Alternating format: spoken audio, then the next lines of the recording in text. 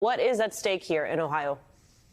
Well, what's at stake is women's family rights to freedom, personal freedom, making those personal private decisions, and frankly, the direction of the state going forward. You rallied with voters just yesterday in support of this ballot measure. What have you been hearing on the ground?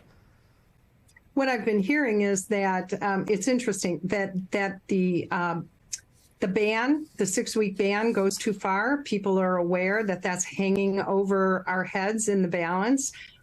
They want to see issue 1 pass in the affirmative because they know that it will protect their right to make the decisions for themselves that are best for themselves and their families, not the government, not politicians. I want to pull up this recent poll. It shows 52% of Ohio voters agree with the proposed amendment.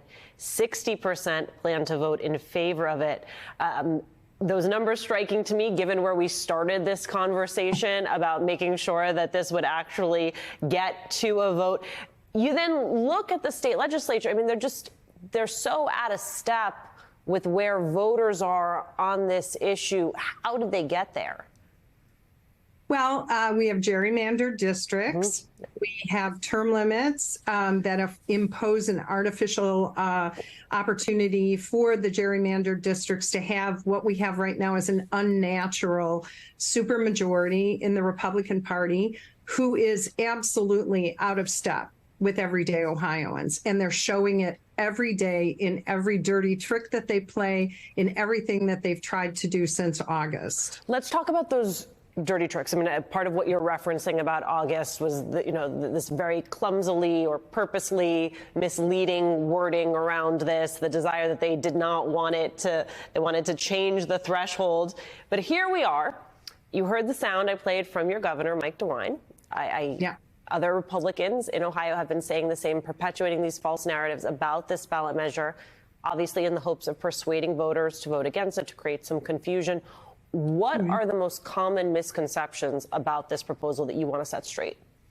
Well, the first one is that there's some kind of abortion through 9 months. It's not even a thing. It's all medical professionals will tell you that that doesn't even exist.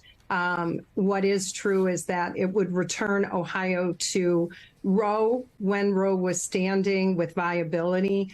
And that's the most important thing in terms of the extent of viability.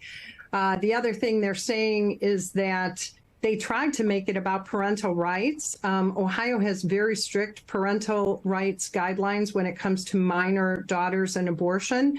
And actually, the federal government also has strict standards. This bill doesn't have any language in it, that this ballot measure has no language in it to do anything about parental rights. Tuesday night, I'm going to be watching what happens out of Virginia. I think that's really consequential and will be an important marker of where we're headed moving forward. And I'll be watching what's happening out of Ohio. For those of us who aren't in Ohio, who are watching this nationally, who care about Ohio, but also are trying to glean what this means as a national trend, what is it we need to understand about the political dynamics inside of Ohio that have set the stage for this moment? You know, there's been this constant clamor to go for an all-out ban on abortion, totally out of step with the people of Ohio. No exceptions for rape or incest. And I think I'm hoping what the vote shows is that they go too far. It's too extreme, that like all of the polling bears out, the majority of people in the state of Ohio and across the country want to see some kind of guardrails and some kind of abortion rights available.